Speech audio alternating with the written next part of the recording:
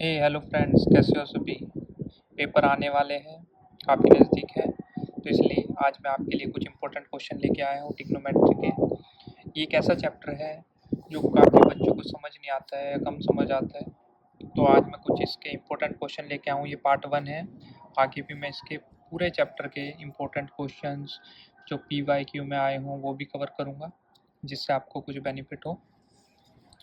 तो आज हम करने वाले हैं 5 क्वेश्चन, जिसमें से पहला क्वेश्चन एग्जाम्पल 2 है, आप बुक में पढ़ सकते हो। फिर एक एग्जाम्पल 4 मैंने कवर किया है, एक एक्सरसाइज 8.1 का क्वेश्चन 5, एक क्वेश्चन 8 और एक एग्जाम्पल 7। ध्यान रखना, एग्जाम्पल काफ़ी आते हैं ट्रिग्नोमेट्री से, डायरेक्ट पेपर में आते हैं डायरेक्ट। तो आइए फर्स्ट क्वेश्चन हम पहले रीड कर लेते हैं। If angle B and angle Q are acute angle such that sine B equal to sine Q, then prove angle B equal to angle Q.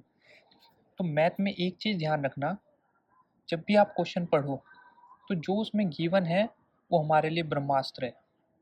जो भी उसमें गिवन है ध्यान से क्वेश्चन पढ़ो। अगर एक बार में समझ नहीं आए, 2 बार पढ़ो, 3 बार पढ़ो, जो गिवन हो वो एक पेज पे एक साइड में पहले वही नोट करो जो गिवन हो। जैसे मैं यहाँ पे सॉल्व करूँगा क्वेश्चन नंबर फर्स्ट, तो जो गिवन है सबसे पहले वो नोट कर लो। गिवन क्या है हमारे पास? गिवन है angle B and angle Q are acute angle. Acute angle हमें पता है कौन से होते हैं, जो 90 डिग्री से कम होते हैं। Such that sine B and sine Q. ऐसे क्वेश्चन में ना, ट्रिग्नोमेट्री के जितने क्वेश्चन है, अगर उसमें आप फिगर बना पाए तो आपके क्वेश्चन सोल्व करने की प्रोबेबिलिटी काफ़ी बढ़ जाएगी। तो सबसे पहले इसका फिगर बना लेते हैं। फिगर कैसे बनेगा? अच्छा, ट्रिग्नोमेट्री में जैसे sine B equal to sine Q कहा है, ट्रिग्नोमेट्री हमेशा राइट एंगल पे अप्लाई होती है। तो एक हम सबसे पहले राइट एंगल बना लेते हैं। ठीक है, उसमें क्या कह रहा है वो? Sine B and sine Q. इसको बी बना देते हैं, इसको क्यू बना देते हैं, क्योंकि यही दोनों 90 से कम है। ये तो 90 है। ठीक है, इसको ए बना देते हैं, ए बी क्यू। करेक्ट, हमने इसका डायग्राम बना दिया है। ये बी है, क्यू है, दोनों 90 से कम है। ये एंगल और ये हमारा राइट एंगल है ए। अब इसमें गिवन क्या है? गिवन है हमारे पास sine B equal to sine Q. ये हमें गिवन है। अब हमें प्रूफ करने के लिए क्या कहा है? प्रूफ करने के लिए कहा गया है angle B equal to angle Q. तो आइए प्रूफ करते हैं। सबसे पहले क्या करेंगे, जो गिवन कंडीशन है उसको ही पिकअप कर लो। यहाँ से हम सॉल्व करना स्टार्ट करेंगे। Sine B equal to sine Q.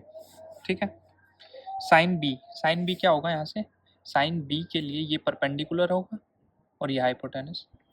तो साइन बी कितना होगा? ए क्यू अपॉन में B Q. Correct, equal to sine Q. Sine Q क्या क्या होगा? क्यू के लिए ये परपेंडिकुलर होगा ए बी और ये हाइपोटेनस। तो इसकी वैल्यू कितनी हो जाएगी?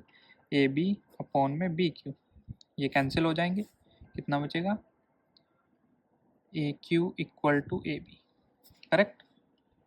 अब A Q equal to A B, A Q equal to A B.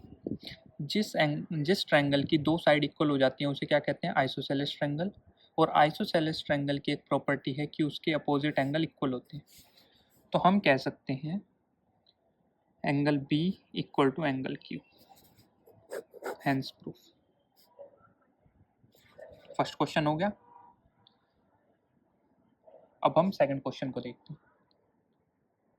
एक बारी इसको हम जल्दी से गो थ्रू कर लेते हैं। हमने क्या किया? सबसे पहले गिवन लिख दिया sine B equal to sine Q. इसका एक डायग्राम बना दिया। डायग्राम से हमें समझ आ जाता है कि करना क्या है क्वेश्चन में। ठीक है, फिर हमें प्रूफ क्या करना है? Angle B equal to angle Q. फिर हमने देखा sine B equal to sine Q है, तो हमने उसकी प्रॉपर्टी लिख दी, perpendicular upon hypotenuse, perpendicular upon hypotenuse. ठीक है, अब हमें यहाँ से मिला A Q equal to B Q. A Q equal to B Q मतलब इसकी दो साइड इक्वल हैं। अगर इसकी दो साइड इक्वल हैं तो ये आइसोसेलेस ट्रायंगल बनेगा। अगर ये आइसोसेलेस ट्रायंगल बनेगा तो आइसोसेलेस की प्रॉपर्टी होती है कि उसके आमने सामने के एंगल, अपोजिट एंगल इक्वल होते हैं। तो आइसोसेलेस प्रॉपर्टी के अकॉर्डिंग, आइसोसेलेस ट्रायंगल प्रॉपर्टी के अकॉर्डिंग ये हमारे जो हमें प्रूफ करना था वो प्रूव हो गया। तो फर्स्ट क्वेश्चन हो गया। सेकंड देखते हैं। सेकंड है example 4, in right triangle ABC right angle at P if tan A equal to 1 then verify that 2 sin A cos A equal to 1। ठीक है, अब इसका भी सबसे पहले क्या करेंगे, डायग्राम बनाएंगे। तो आइए इसका भी हम डायग्राम बना लेते हैं। क्वेश्चन सेकंड क्या बोल रहा है question, in right angle triangle ABC। सबसे पहले ABC बना लो, ABC ओके। अब क्या बोल रहा है, राइट एंगल एट B, ओ B पे राइट एंगल है तो इसको B कर दो, इसको A कर दो, इसको C, ABC। ठीक है, if tan A equal to 1 then verify 2 sin A cos A equal to 1। सबसे पहले given tan A equal to 1। ठीक है, प्रूफ क्या करना है, ध्यान रखना जो गिवन होगा उसी से ही आंसर निकलेगा, इसलिए गिवन जो है उसे एक जगह पे लिख लो ताकि आपको पता रहे।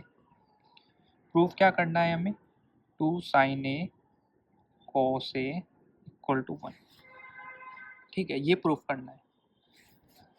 लग रहा है देखने में थोड़ा आसान है। अब क्या करेंगे हम, tan A इक्वल टू 1 यहाँ पे लिख देंगे, सॉल्यूशन हम कर रहे हैं, क्या है tan A इक्वल टू 1। अब ट्रिग्नोमेट्री टेबल आपने पढ़ी होगी, ट्रिग्नोमेट्री टेबल में tan की किस डिग्री पे वैल्यू 1 आती है, tan 45, तो 1, तो tan A equal to tan 45 हम यहाँ पे लिख सकते हैं 1 की जगह tan 45। ठीक है, tan सेम है तो A की वैल्यू आ जाएगी 45, मतलब A पे जो एंगल है वो 45 डिग्री का है, करेक्ट। और A की जब वैल्यू आ गई तो हम इसे यहाँ पे पुट कर देंगे, 2 sin 45 cos 45। ठीक है, हमें क्या प्रूफ करना है, 1 प्रूफ करना है। तो अभी देख लेते हैं 1 आएगा कि नहीं, इसके नेक्स्ट पेज पे हम करेंगे। क्या था हमारा, 2 sin 45 cos 45 equal to 1 proof करना था हमें। तो sin 45 की वैल्यू क्या होती है, sin 45 की होती है 1/√2, 1/√2 cos 45 की भी सेम होती है, इक्वल टू 1 हमें प्रूफ करना है। ठीक है, आई थिंक ये प्रूफ हो चुका है, 1 इक्वल टू 1 ये प्रूफ हो चुका है। ठीक है, क्या किया हमने, एक बार दोबारा से देख लेते हैं। हमने क्या किया, जो गिवन था वो नोट कर लिया, डायग्राम बनाया इसका। हमें क्या प्रूफ करना था, 2 sin A cos A equal to 1। अब tan A हमें 1 गिवन था, तो 1 tan में किसकी वैल्यू होती है, 45 की। A हमने यहाँ से फाइंड कर लिया, A 45 है, तो हमने A की वैल्यू पुट की और सॉल्व कर दिया, तो ये हो गया प्रूफ। ठीक है, अब हम चलते हैं अपने थर्ड क्वेश्चन की तरफ। हमारा थर्ड क्वेश्चन क्या कहता है, ये एक्सरसाइज का क्वेश्चन है, question 5, sec theta equal to 13/12 sorry, calculate all trigonometry ratio. Trigonometry ratio कितने होते हैं, 6 होते हैं, sine theta cos theta tan theta. ठीक है, फिर साइन का रिवर्स होता है कोसेक, कोस का रिवर्स होता है सेक, टेन का रिवर्स होता है कोट। इतना क्लियर है। तो हमें क्या दे रखा है, सेक थीटा दे रखा है। तो क्वेश्चन थर्ड में गिवन क्या है, गिवन है में सेक थीटा इक्वल टू 13/12। तो एक तो हमें गिवन ही है, 6 होते हैं टोटल, और सेक थीटा किसका रिवर्स होता है, कोस थीटा का। कोस थीटा कितना हो जाएगा, 12/13। अब बाकी निकालने के लिए हमें एक ट्रायंगल बनाना पड़ेगा। ट्रायंगल बनाया, अब कोस थीटा क्या होता है, कोस थीटा होता है बेस अपॉन हाइपोटेनस। बेस कितना हो जाएगा 12, हाइपोटेनस हो जाएगा 13।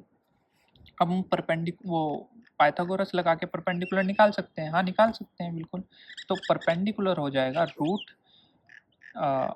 हाइपोटेनस माइनस परपेंडिकुलर, तो 13 का स्क्वायर माइनस 12 का स्क्वायर कितना हो जाएगा, 169 माइनस 144 इतना हो जाएगा।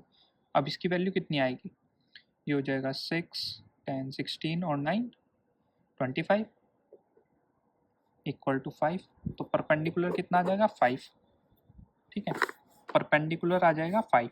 तो परपेंडिकुलर अगर 5 आ गया तो अब सारे रेशियो निकालने ईजी हो गए। साइन थीटा बताओ, sine theta equal to perpendicular upon hypotenuse.